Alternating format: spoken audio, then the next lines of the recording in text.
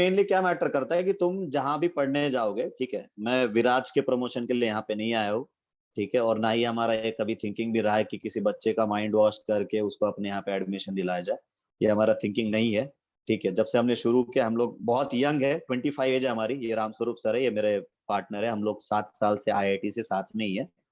ठीक है, तो देखो मेनली हमारा जो थिंकिंग, अभी हम मैम से भी हमने इसी चीज के लिए बात की थी कि अभी सबसे मेन जो पॉइंट है, जो फैक्टर है, जहाँ पे बहुत सारे लोग गलती करते हैं, वो है कि 10th के बाद की प्रिपरेशन के लिए इंस्टीट्यूट सेलेक्ट करते हो बहुत सारे लोग ज्यादा मेन जो चीजें उनको इग्नोर करते हैं। ठीक है, मेन फोकस क्या रहता है हमारा, क्या रहे, ब्रांडेड इंस्टीट्यूट होना चाहिए, ठीक है, जहां से बहुत सारे रिजल्ट आते हैं।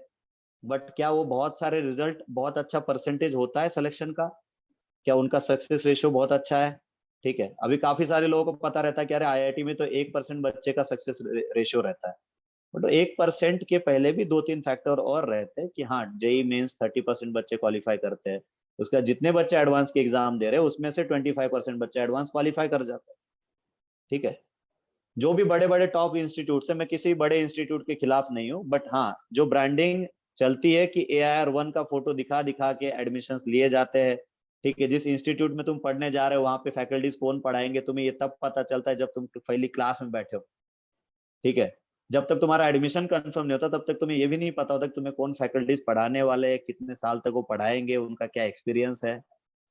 ठीक है, तो मेन ये है कि इंस्टीट्यूट सेलेक्ट करते हो तुम्हें ये चीज पे ध्यान देना चाहिए। ये काउंसलिंग सेशन से ज्यादा ये मान सकते हो कि तुम्हें एक इन्फॉर्मेटिव सेशन है कि तुम्हारे आगे के लाइफ के लिए जो तुम्हें डिसीजंस लेने हैं, उसमें से सबसे इंपॉर्टेंट डिसीजन होता है कि तुम किस इंस्टीट्यूट के साथ अपना करियर बनाना चाहते हो, अपनी प्रिपरेशन करना चाहते हो। ठीक है, तो इंस्टीट्यूट सेलेक्ट करने के लिए मेन जो फैक्टर्स होते हैं, सबसे पहला कि क्या आप जिस इंस्टीट्यूट में जा रहे हो उस इंस्टीट्यूट में करंटली जो स्टूडेंट पढ़ रहे हैं या रिसेंटली 1-2 साल में जो बच्चे पास आउट हुए हैं, वो उस इंस्टीट्यूट के बारे में क्या फीडबैक देते हैं। लिटरली मैटर नहीं करता किस इंस्टीट्यूट से ऑल इंडिया रैंक 1 आ रहा है। ठीक है, वो मैटर उस बच्चे लिए करता है जो 7th 8th में ही इंटरनेशनल ओलंपियाड क्लियर किया है, उस बच्चे के लिए इम्पैक्ट कर सकता है कि हाँ, मेरे को अभी 5 साल जेई के लिए प्रिपेयर करना है, 7वीं में इंटरनेशनल ओलंपियाड क्लियर किया, 8वीं में इंटरनेशनल ओलंपियाड क्लियर किया, उस बच्चे के लिए वो चीज मैटर कर सकती है। ठीक है, बट जो स्टूडेंट अभी तक बोर्ड्स की प्रिपरेशन कर रहा था, थोड़ा बहुत प्री फाउंडेशन की पढ़ाई किया है, उसका फुल फ्लेज प्रिपरेशन जेई या नीट का अभी 11 से स्टार्ट होने वाला है, उस स्टूडेंट के लिए ये चीजें मैटर नहीं करती है। तो तुम्हारा पहला टारगेट ये होना चाहिए कि जिस सेंटर पे तुम पढ़ने जाने वाले हो वहां पे सक्सेस रेशियो क्या है, कि वहां पे जो एग्जिस्टिंग स्टूडेंट है वो वहां के पढ़ाई से हैप्पी है, या फिर जहाँ वो जो पढ़ के जो इस साल जैसे 2020-2021 में जो स्टूडेंट पास आउट हुए वो उस इंस्टीट्यूट के बारे में क्या कहते हैं। ठीक है, कितने परसेंट उस पर्टिकुलर सेंटर से कितने परसेंट बच्चों का सिलेक्शन हो रहा है। ठीक है, ये चीजें बहुत मैटर करती है, क्योंकि देखो मैं तो गांव से पढ़ा हूँ, महाराष्ट्र से, जालना डिस्ट्रिक्ट से, मेरी 7th तक की पढ़ाई तो मेरे गांव में गवर्नमेंट स्कूल में हुई। ठीक है, मेरा जो जेई का प्रिपरेशन था मैंने 12th में किया है, 1 साल की कोचिंग मैंने आईआईटी निकाला है। ठीक है, सेम है, ये रामस्वरूप सर इन्होंने कोटा से प्रिपरेशन की है, 12th के बाद इन्होंने जेई के लिए 1 साल दिया था। ठीक है, एलन कोटा से पढ़े हुए है। तो हम लोगों का एक यही है कि हाँ, अगर आपको एक एनवायरनमेंट मिलता है जहाँ पे आपकी अच्छे से पढ़ाई हो सकती है, मैक्सिमम स्टूडेंट उस इंस्टीट्यूट के कुछ ड्रीम लेके आए कि हाँ हमें कुछ करना है, और तुम्हारे टीचर्स तुम्हारी पढ़ाई को लेके कितना सीरियस है। ठीक है, कि तुम्हारी पढ़ाई को कौन मैनेज कर रहा है, सच में कोई आईआईटीएन या फिर कोई डॉक्टर आपको गाइड कर रहा है, या फिर कोई आपको वो इंसान आपकी प्रिपरेशन को हैंडल कर रहा है जो उस फील्ड से कभी रहा ही नहीं है। ठीक है, काफी इंस्टीट्यूट में होता है, तुम जाओगे तो तुम्हारा पूरा कंप्लीटली इंटरेक्शन आप लोगों का मार्केटिंग पर्सन के साथ ही होगा, आपसे आपका फैकल्टी तब मिलेगा जब आपका एडमिशन कंफर्म होगा। ठीक है, और मैक्सिमम मैं बता तो इस बार जेई का जैसे हम लोगों ने अभी प्रिपरेशन करवाई, रिजल्ट मैं आप लोगों को शेयर करूंगा। 31 स्टूडेंट थे हमारे पास, हमारी जर्नी भी ऐसी रह चुकी है कि हम लोग 2018 पास आउट थे, उसके बाद कोचिंग फील्ड में आए, एक इंस्टीट्यूट में पढ़ाते थे, काफी नामी इंस्टीट्यूट था 2 साल पहले। ठीक है, फिर वहां पढ़ाते पढ़ाते वहां पे बच्चों को कुछ इश्यूज फेस हो रहे थे बिकॉज ऑफ मैनेजमेंट के डिसीजंस। ठीक है, मैनेजमेंट के कुछ ऐसे डिसीजंस थे जिसके कारण फैकल्टी छोड़ के जा रहे थे, तो उन बच्चों के पेरेंट्स के साथ मिलकर हमने विराज एकेडमी स्टार्ट किया। ठीक है, और उसके रिजल्ट्स ये है कि अभी हमारे 61 स्टूडेंट पिछले 2 साल में पास आउट हुए, जिसमें से 45 प्लस स्टूडेंट्स अभी ऑटोनोमस कॉलेजेस में इंजीनियरिंग कर रहे हैं, जिसमें से आईआईटी ट्रिपल आईटी में हमारे लगभग 22 to 23 स्टूडेंट्स पढ़ रहे हैं।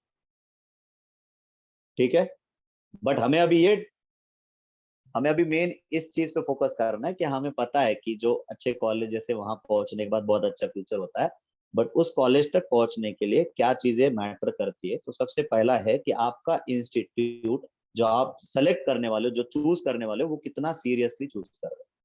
ठीक है, मैंने काफी सारे पेरेंट्स को देखा है कि 11th में एडमिशन करा देते बच्चे का, ठीक है, 12th में कंफ्यूज हो जाते कि यार गलत डिसीजन ले लिया, अभी तो बच्चे की पढ़ाई सही से हो ही नहीं रही।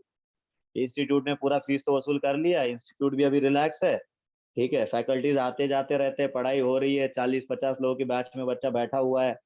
जिस सेंटर पे बच्चा पढ़ रहा है उस सेंटर में कोई रिजल्ट भी नहीं है। जो भी रिजल्ट आ रहे हैं कोटा से आ रहे हैं, दिल्ली से आ रहे हैं, ठीक है, या मुंबई में कई पर्टिकुलर एक बैच बना हुआ है अंधेरे वगैरह साइड में, जहां से रिजल्ट आ रहे हैं। ठीक है, तो सबसे पहला तुम्हारे लाइफ का जो मेन डिसीजन रहेगा वो ये होगा कि हाँ आप इंस्टीट्यूट सेलेक्ट कैसे कर रहे हो। पॉइंट्स होते हैं कि आपको कौन पढ़ाने वाला है, पढ़ाने वाला टीचर कितने लोगों को आज तक गाइड कर चुका है, जिन लोगों को गाइड किया है उन लोगों की उस टीचर के बारे में क्या थिंकिंग है, उस इंस्टीट्यूट के बारे में उनका क्या सजेशन है, उनके क्या रिकमेंडेशन। ठीक है, में आ गए हो मुंबई में 10th में अगर कोई बच्चा आ जाता है वो मैच्योर इनफ रहता है डिसीजन लेने का, बट उसके पीछे रीजन भी रहते हैं, और वो रीजन जान के जाएंगे ना तो अपनी जो जर्नी रहेगी 2 साल, तो तुम्हें ऐसा फील नहीं होगा कि मैं जबरदस्ती इस फील्ड में आया हूँ। क्योंकि ये भी बहुत इंपॉर्टेंट है कि अपनी फील्ड कैसे चूज करो। जरूरी नहीं है साइंस लो, जरूरी नहीं है तुम बायो में जाओ, जरूरी नहीं है सब डॉक्टर बनते हैं, जरूरी नहीं है कि तुम कॉमर्स में जाओ, कुछ भी जरूरी नहीं है। जरूरी ये है कि आगे तुमने क्या डिसाइड कर रखा है, कि तुम कौन सा पाथ फॉलो करना चाहते हो। Either you follow shortcut path, और या 4-5 जगह घूम के तुम उस जगह पहुंचना चाहते हो, क्योंकि इसमें सिर्फ टाइम का खेल रह जाता है फिर। देखो नॉर्मली मैंने बहुत बच्चे देखे हैं जो एक हाई लेवल पे पोस्ट पे पहुंचते हैं, तो उनको पहुंचने में 10 साल लगते हैं। वहीं पे जो बंदा शॉर्टकट या जिसको सही प्रॉपर टाइम पे प्रॉपर गाइडेंस मिला है, वो बच्चे को शॉर्टकट पाथ पता रहता है।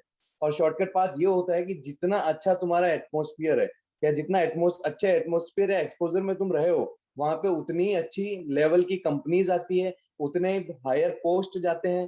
तो ये बच्चे क्या करते हैं, जो चीज जैसे सपोज आज सोच लिया कॉमर्स, उनको ये नहीं पता क्या करना था, उन्होंने कॉमर्स लिया। अब वही चीज जो कॉमर्स से 10 साल में लगेंगे, वही चीज आईआईटी से तुम 2 साल में, दूसरे जैसे ही ग्रेजुएट है उसको दूसरे तीसरे साल में तुम्हें प्रमोशन मिल जाता है उतना। तो अभी तुम्हारा ये सिलेक्शन जो है वो सिर्फ सब्जेक्ट बेस्ड नहीं होना चाहिए। मैं तुम्हें बताऊं कि नहीं मेरा एसएसटी स्ट्रॉन्ग है, मेरा साइंस स्ट्रॉन्ग है, केमिस्ट्री स्ट्रॉन्ग है। देखो आगे चल के मेहनत तुम्हें उतनी करनी पड़ेगी चाहे स्ट्रॉन्ग हो या ना हो। मेहनत तुम्हें उतनी 100% लगाना पड़ेगा, चाहे नीट हो, कॉमर्स हो, आर्ट्स हो, कोई सी भी फील्ड हो। तुम्हें चूज ये करना है कि अगर जैसे जैसे मैं नीट वालों की बात करूं, जिनका ऑलरेडी फिक्स है कि मुझे डॉक्टर बनना है, नो ऑप्शन, वो नीट के लिए जाएंगे और वो मेहनत करेंगे उस चीज के लिए। पर कोई ऐसा है कि नहीं मैं कुछ भी चूज नहीं कर पा रहा हूँ तो मैं आर्ट्स ले लेता हूँ, या कुछ भी चूज नहीं कर रहा हूँ तो मैं साइंस ले लेता हूँ। ऐसा नहीं होता। तुम अपने फील्ड में एक्सपोज करना चाहते हो तो हम मतलब एक्सप्लोर करना चाहते हो तो मैं चाहता हूँ कि वो चीजें तुम्हें कैसे शॉर्टकट मिल सकती है। ठीक है, अपन जिस बात की अभी सर जब पूरा डिस्कशन कर रहे थे, पूरा अभी 1-1.5 घंटे से, अब 1 घंटा लगभग हो गया होगा, तो अभी 45 मिनट से डिस्कशन चल रहा था। ये यही चल रहा था कि आप इंजीनियरिंग लाइन को मैम फॉलो करें, क्योंकि हम दोनों इंजीनियर, तो मैं इस पर्टिकुलर फील्ड पे वर्ड पे यूज करते हैं इंजीनियर्स। जो अपन देखते हैं कि पीली टोपी लगा के जो घूमते हैं, एड वेड में आते हैं, एग्जैक्टली वो इंजीनियर अपन इंजीनियर को वो इमेज से देखते हैं 9-10 तक। लिटरली हम भी देखते थे और तुम भी देखते होंगे 12 तक। ऐसा नहीं है, मैं बता रहा हूँ कि वो हार्डकोर जो जो प्राइवेट कॉलेजेस होती है वहीं से इंजीनियर मोस्टली जाते हैं, क्योंकि उनके पास कोई और ऑप्शन नहीं होता है, एक्सपोजर नहीं होता है।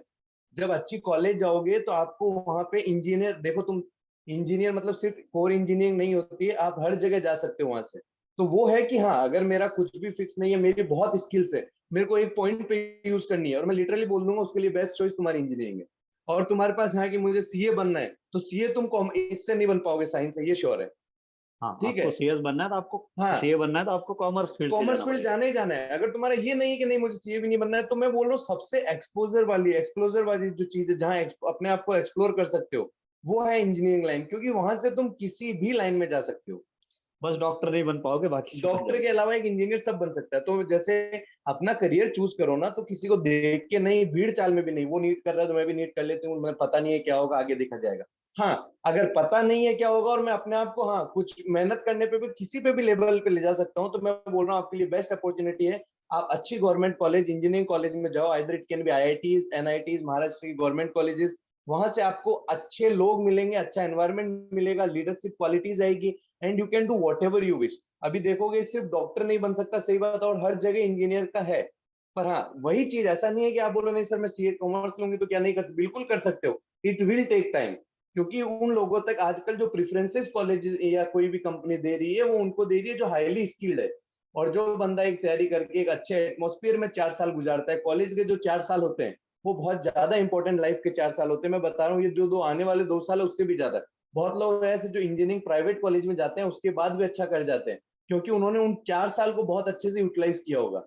बट अगर उनसे अपन को एक फॉरवर्ड स्टेप लेना है, जैसे आईआईटीज एनआईटीज, ये गवर्नमेंट कॉलेजेस करती क्या है, तुम्हें पता है क्या करती है? तुम्हें एक कदम आगे छोड़ देगी कि यहाँ से तुम मूव करो, तुम ऑलरेडी एक कदम आगे हो वहां से। और जो लोग हैं एक कदम आगे हो, वहां पे तुम्हें अप्रोच करने वाले लोग ज्यादा रहेंगे, तुम्हारी बातों को लोगों तक समझाने वाले ज्यादा लोग रहेंगे। अगर तुम्हें लोगों तक पहुंचना है, वो इजिएस्ट वे है लोगों तक पहुंचने का, क्योंकि you already have a recognition, तुम्हारी सोसाइटी में एक तुम्हारा ऑलरेडी स्टेटस बन चुका है कि ही इज एन आईआईटीएन और डॉक्टर और सीए, एनीथिंग, कोई भी फील्ड चूज करो। But don't go on subject कि मेरा 10th तक, हाँ मेरे को फिजिक्स ठीक लगता है तो मैं बायो भी ले सकती हूँ, ये भी ले सकता हूँ। नो, तुम्हें अगर ऐसा लगता है कि मुझे एक्सपोज करना है, एक्सप्लोर करना है चीजों को, मैं कहीं पे भी जा सकती हूँ, मेरे में इतना टैलेंट है। हाँ, जैसे कोई लोग है कि नहीं मुझे सिंगिंग पसंद है, बहुत सारे ऐसे लोग हैं जो कॉलेजेस में जाके कंप्लीटली म्यूजिक क्लब में जाते हैं, क्योंकि हर कॉलेज में जाके, इंजीनियरिंग कॉलेज में म्यूजिक क्लब वगैरह अच्छा बहुत सही रहता है, प्लेटफॉर्म बना हुआ रहता है, वहां से जाके अच्छा परफॉर्म करोगे तुम आगे जा सकते हो हाई लेवल पे। तो तुम्हें मतलब कहने का मतलब ये है कि अपनी स्किल्स पे फोकस करने के लिए, स्किल्स के लिए पर्टिकुलरली, जिसको ये लगता है मेरे में बहुत स्किल्स है पर उसको दिखाने के लिए एक प्लेटफॉर्म चाहिए, तो वो एक प्लेटफॉर्म है अच्छी कॉलेजेस। और अच्छी कॉलेजेस के लिए you to follow a path that is going through competition exams. अभी जो आपके पेरेंट्स के जमाने का टाइम था कि 12th बेसिस पे कॉलेजेस मिलती है, वो गया। कहीं पे भी 12th के मार्क्स पे या 10th के मार्क्स पे कॉलेजेस नहीं मिलती है। 10th board is really important तुम्हारे लिए। अभी मैं फिर बता रहा हूँ, 10th बोर्ड उतना ही इंपॉर्टेंट है। क्यों? क्योंकि जब 10th बोर्ड में अच्छा परसेंटाइल आएगा, you will go in 11th with good confidence, अच्छे कॉन्फिडेंस से 11th में जाओगे कि हाँ मैंने ऑलरेडी अच्छा स्कोर किया, मैं अच्छा कर सकता हूँ। इसलिए 10th मार्क्स इंपॉर्टेंट है। मैं तुम्हें क्लियर कर देता हूँ, आगे जो अपन तैयारी करेंगे उसमें तुम्हें कोई नहीं पूछने वाला कि 10th में कितना है, 12th में कितना है, बिकॉज वहां पे कोई क्राइटेरिया नहीं है ऐसा। ठीक है? इंस्टीट्यूट एज ए सेलेक्ट करने जा रहे हो या इंक्वायरी के लिए भी जा रहे हो, तो एक बार जरूर दिमाग में रखना है कि क्या वो उतने ओपन है जो तुम्हें चीजें चाहिए। लाइक कि तुम बोलते हो कि नहीं हमें मैटर करता है स्टूडेंट का फीडबैक, क्या वो ओपन है कि अपने हर बच्चे का नंबर तुम्हें शेयर कर सके? क्योंकि अगर वो अच्छा इंस्टीट्यूट है तो सारे बच्चे ऑलरेडी उनसे पढ़ाई, कम से कम पढ़ाई लेवल तक तो खुश होने चाहिए कि हाँ इनके टीचर 100% एफर्ट डालते हैं। कुछ कुछ बच्चे खुद नहीं डालते, ऐसा होता है। तुम पूछोगे उनसे, हाँ मैं एफर्ट नहीं डालता, पर बच्चों के मुंह से ही निकलना चाहिए कि मेरा इंस्टीट्यूट एफर्ट डालता है। तो तुम कहीं पे भी जाओगे तो शायद तुम्हारा ये भी एक जेन्युइन इश्यू आना चाहिए कि नहीं आप बताइए, आपके पेरेंट्स जो है, एग्जिस्टिंग पेरेंट्स है, उनके रिव्यूज चेक करो, उनके रिव्यूज पढ़ो, कहाँ कहाँ क्या क्या चीजें उन्होंने पोस्ट किया, उनका एग्जैक्टली रिजल्ट किस बेसिस पे जा रहे हैं, क्या वो जेन्युइन है कि नहीं, जो रिजल्ट दिखा रहे हैं वो सही है कि नहीं। लिटरली हमने इस जेन्युइन के लिए मुंबई में जैसे हम आए तो ये चीजों को बहुत नोटिस किया है कि लोगों को बहुत गुमराह किया जा रहा है एक ही रिजल्ट से बहुत जगह बैनर दिखा के, और ये मतलब तुम जानते होंगे। एक ही बच्चे का फोटो 10-10 10 10 इंस्टीट्यूट लगाते इंस्टीट्यूट हैं। लगाए हुए हैं ठीक है, एक ही जगह का आप एक सिटी का रिजल्ट आप पूरे आपके हर एक सेंटर पे लगा रहे हो, आप ये नहीं बता रहे कि आपके सेंटर से कितने सिलेक्शन हुए। ठीक है, ये लिटरली ये बहुत मैटर करता है। तुम लोगों को लग रहा होगा कि सर अभी तो हमें पढ़ाई की बात है बहुत इंपॉर्टेंट, बट पढ़ाई से पहले आप जिस जगह पे प्रिपरेशन करने वाले हो उसको आप कितना सही से कितना समझदारी के साथ सेलेक्ट करते हो, वो सबसे बड़ा टर्निंग पॉइंट रहता है। ठीक है, जो हमने लिटरली देखा है, जो बच्चे आप पहले जिस इंस्टीट्यूट में पढ़ते थे, हमारे साथ ही पढ़ रहे थे, उस टाइम का उनका प्रोग्रेस और जब वो विराज में उसके बाद का उनका प्रोग्रेस हमने देखा है। क्योंकि जहां पे मैनेजमेंट के लिए वो इंसान है जिसको जेई का और नीट का नॉलेज ही नहीं है, वो क्या गाइड करेगा बच्चों को, वो क्या फैकल्टीज को हैंडल करेगा। ठीक है, इसलिए हम हमेशा विराज के बारे में यही बोलते हैं कि विराज एक ऐसा इंस्टीट्यूट है जो manage and maintain by IIT. ठीक है, कंप्लीटली हम ही मैनेज करते हैं, मेंटेन हम ही कर रहे हैं, पढ़ाने वाले भी हम हैं, एडमिशन लेने वाले भी हम हैं। ठीक है, कल लोगों से किसी बच्चे की काउंसलिंग भी होती है, जैसे 1-to-1 हम काउंसलिंग लेते हैं, हर एक स्टूडेंट का 1.5 घंटे का हम काउंसलिंग लेते हैं। ठीक है, कि बच्चे को क्या इस प्रिपरेशन से क्या बेनिफिट है, क्यों प्रिपरेशन करना चाहिए। ठीक है, और काफी बार ऐसा भी होता है हम किसी बच्चे को सजेस्ट करते हैं कि नहीं तुम आर्ट्स कर दो, क्योंकि बच्चे को सबसे ज्यादा इंटरेस्ट इंग्लिश में, उसको लिटरेचर से ज्यादा कोई और चीज पसंद ही नहीं आती है। ठीक है, तो ऐसी भी चीज है कि हम जो जेन्युइनली हमें लगता है ओपिनियन पेरेंट्स को बताते हैं। ठीक है, और हमें ये भी पता है कि हम पूरी दुनिया को नहीं पढ़ा सकते। ठीक है, हम जितनी टीम है हमारी वो लिमिटेड स्टूडेंट्स को ही पढ़ा सकती है, इसलिए हमारा मेन ये है कि इस सिटी में वो कंपटीशन क्रिएट हो। जैसे तुम कोटा में जाओगे तो कोटा में हर इंस्टीट्यूट का आपस में कंपटीशन होता है रिजल्ट लाने के लिए। कितने लोगों को ये बात पता है? वैसे ये कोटा का पता नाम होगा, सुना कोटा का नाम कंपटीशन के सबने लिए? सुना होगा कि हाँ यार जेई पता के है। और नीट के सबसे ज्यादा नंबर ऑफ सिलेक्शंस कोटा से होते हैं। उसका रीजन ये है कि वहाँ पे हर एक इंस्टीट्यूट नंबर ऑफ रिजल्ट पे फोकस करता है कि अपने इंस्टीट्यूट से कितने सिलेक्शंस होंगे। और मुंबई पर्टिकुलरली एमएमआर रीजन में जितने भी इंस्टीट्यूट्स है, मैक्सिमम इंस्टीट्यूट का यही फोकस होता है कि मेरा रिवेन्यू बाकी कोचिंग के रिवेन्यू से कितना ज्यादा है। ये फैक्ट है, ठीक है। नंबर ऑफ एडमिशन पे ही फोकस रहता है मुंबई के इंस्टीट्यूट्स का। इस चीज पे फोकस नहीं होता कि हमारे पास अगर 1000 एडमिशन थे तो 1000 में से कितने बच्चे एमबीबीएस के लिए जा रहे हैं, कितने बच्चे आईआईटी में जा रहे हैं, ठीक है। और एक चीज ये भी बताना चाहूंगा, हर स्टूडेंट आईआईटीएन नहीं बन सकता है, हर स्टूडेंट एमबीबीएस डॉक्टर नहीं बन सकता, बट बच्चा जो पोटेंशियल डिजर्व करता है उस लेवल तक पहुंचाने का काम इंस्टीट्यूट का होता है, ठीक है। हमारे यहाँ से भी हर एक बच्चा आईआईटी में नहीं पहुंचा, कुछ सीओईपी पहुंचे, कुछ वीजेटीआई पहुंचे, बट उस वो बच्चा जितना डिजर्व करता है, क्या उस चीज के लिए आपने कितना एफर्ट डाला है, कितना बच्चे को मोटिवेट किया है, कितना गाइड किया है, बहुत मैटर करता है, ठीक है। तो आज का सेशन मेनली यही था कि हाँ, फील्ड कैसे सेलेक्ट करना चाहिए, प्लस जो मेन सबसे मेन जो टर्निंग पॉइंट होता है, आपको गाइड करने वाला 2 साल जिनके साथ आप जुड़े रहोगे, वो इंस्टीट्यूट आपके लिए कितना एफर्ट लेगा, ये सब चीजें आपको थोड़ा ध्यान में रखनी है। आफ्टर आईआईटी या फिर अच्छे इंजीनियरिंग कॉलेज से ग्रेजुएट होने के बाद लाइफ में क्या अपॉर्चुनिटीज होती है, और ये हम सिर्फ ऐसे ओरली नहीं बता रहे, तुम किसी भी आईआईटी के वेबसाइट पे जाओ, प्लेसमेंट सेक्शन पे क्लिक करो, कंपनीज की लिस्ट देखो, तुम्हें आइडिया आ जाएगा